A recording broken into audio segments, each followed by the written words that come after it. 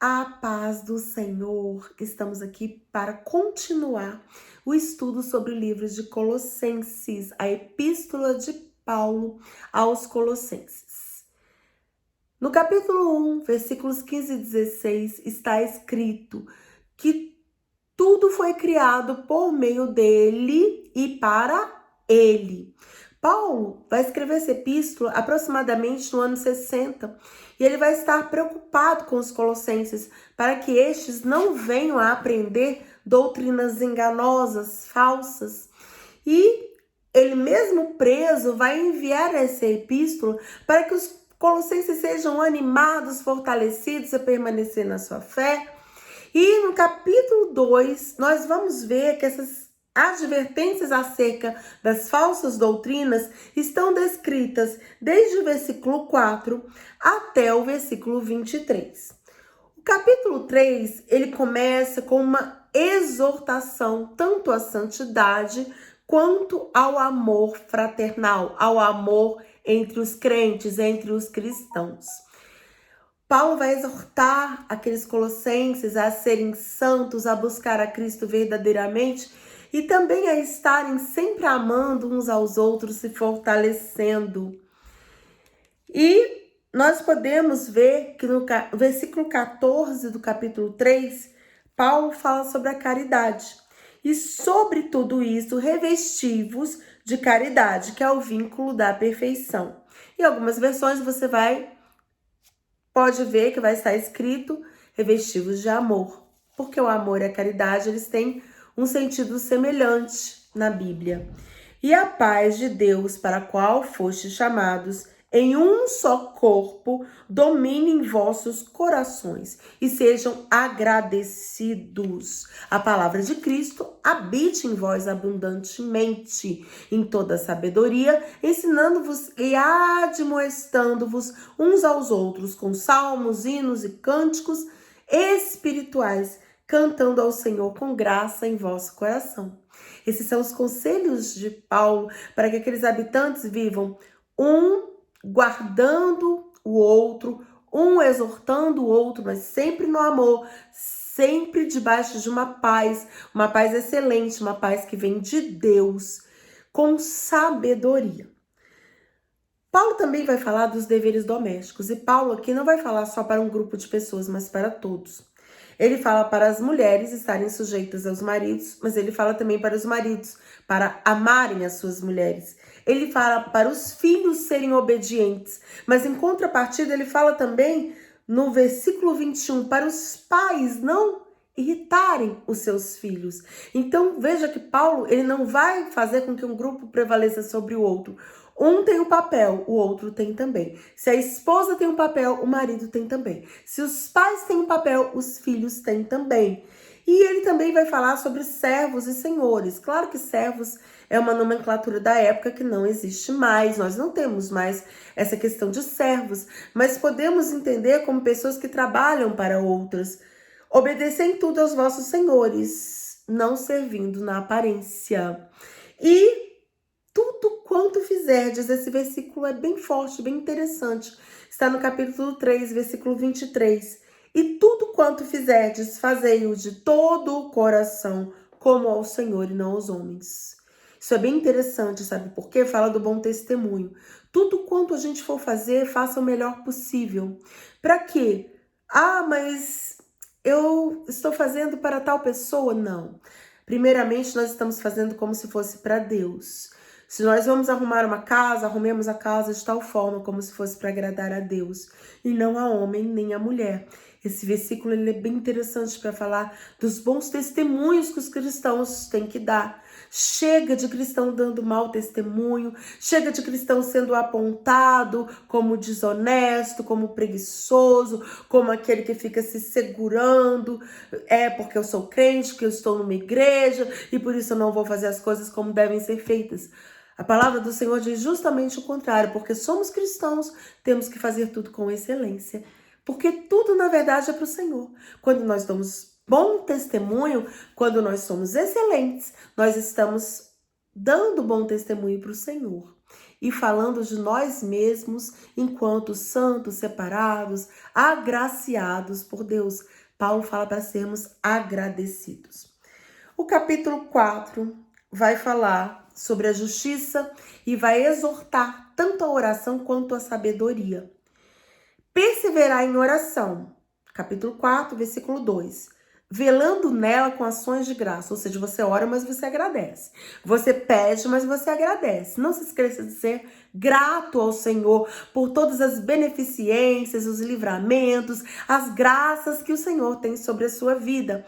Ore sempre. Ore, esteja sempre em oração, porque é necessário nós estarmos sempre conectados, ligados com o Senhor. Versículo 3 diz, orando também juntamente por nós, para que Deus nos abra a porta da palavra, a fim de falarmos do mistério de Cristo, pelo qual estou também preso. Então Paulo pede oração para quê? Para que a palavra dele seja uma palavra que esteja remetendo a Cristo, que esteja falando de Cristo e que faça os outros entenderem, escutarem, ouvirem e entenderem, porque é preciso ter sabedoria para falar da palavra de Deus e é preciso estar sempre em oração. Então Paulo, ele reúne aqui as duas coisas.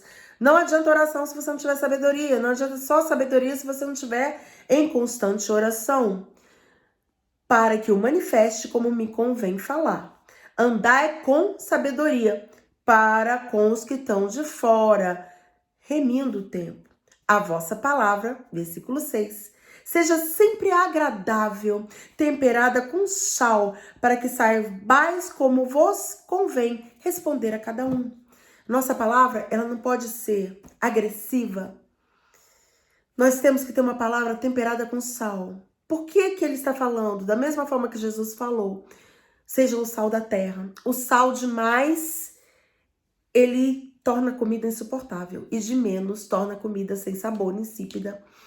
O sal, ele tem que ser o bom tempero, o equilíbrio, aquilo que não é de mais nem de menos. E assim Paulo explica que tem que ser a palavra. A palavra pregada, ela não pode ser dura demais. Ela não pode ser também insossa, sem posicionamento. Ela tem que estar em equilíbrio, equilibrada. Esse conselho que Paulo vai dar para os colossenses e que é muito real, muito presente, muito atual para nós. A nossa palavra tem que estar temperada, tem que ser aquela palavra justa, branda, equilibrada, que vai atingir o objetivo. Amém? E finalmente, no final do capítulo 4, nós temos as saudações finais de Paulo, onde Paulo fala que Tíquico é um irmão amado, que é ministro do Senhor, que ele envia para que saiba do estado e console os corações. Também com Onésimo, que é um amado e fiel irmão. E Paulo vai dar as saudações finais. Dentro dessas saudações, saúda-vos, versículo 14, Lucas, médico amado, que é o autor do Evangelho de Lucas, e Demas. Saudai os irmãos que estão em Laodiceia, porque Laodiceia ficava perto da cidade dos Colossenses, e a ninfa e a igreja que está em sua casa.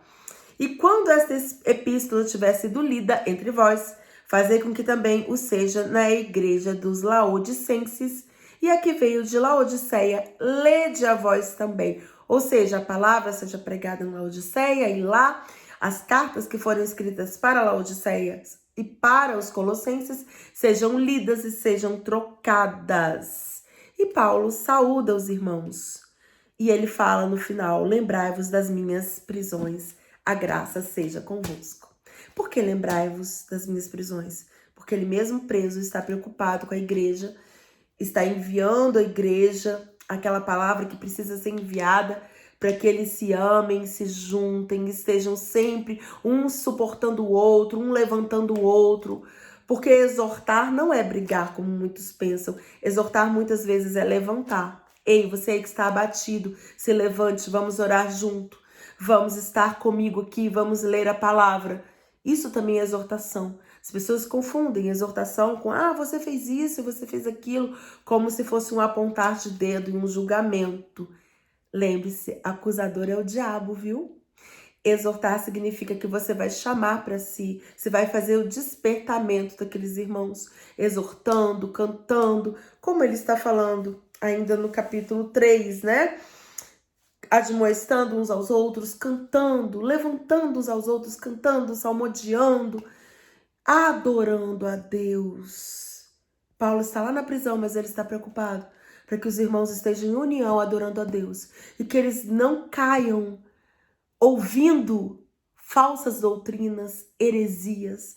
Ainda hoje, onde há tanta facilidade em se adquirir uma Bíblia, em ter estudos bíblicos, ainda há pessoas caindo em heresias, escutando coisas, escutando pessoas que estão falando algo que é justamente contrário ao que está na Bíblia. Às vezes nós vemos pastores falando: eu não preciso jejuar, isso é antibíblico. Casta de demônio só sai com jejum e oração. Tudo que é antibíblico é heresia, é falsa doutrina, é falso ensinamento. Se não está na palavra, é falso ensinamento. Nós temos que ler a palavra e pedir sabedoria para entender. Como nós falamos, algumas coisas têm que ser vistas no contexto da época. Nós não temos mais servos nem escravos, mas naquela época haviam servos e escravos. Hoje a nossa sociedade ela é dividida de uma outra forma, de uma outra maneira, mas nós temos que entender o sentido do que Paulo está falando aqui, que nós sejamos obedientes, não rebeldes, não façamos contendas, nem estejamos sempre fazendo as coisas com preguiça, nem de qualquer maneira. Isso é você aplicar o evangelho, porque Jesus disse: quem ouve as minhas palavras e põe em prática é semelhante àquele homem que construiu a sua casa sobre a rocha. Mas quem não põe em prática é semelhante àquela pessoa que construiu a sua casa sobre a areia. Vem a tempestade e destrói. A tempestade dá de igual forma sobre as duas casas, mas a casa que está na rocha, firme na rocha, com aqueles que leem a palavra, que praticam a palavra, que procuram entender a palavra, que procuram estar cheios do Espírito Santo de Deus. É aquela casa que resiste à tempestade. Mas a casa que está na areia, qualquer vento derruba. Amém? Que nós possamos crescer sempre em graça, conhecimento e na sabedoria e na oração, como Paulo vem nos ensinar nessa noite. Amém? Glória a Deus, não esqueça de curtir, compartilhe, fale dos nossos estudos, esteja nos apoiando. Amém? Que Deus abençoe sua vida.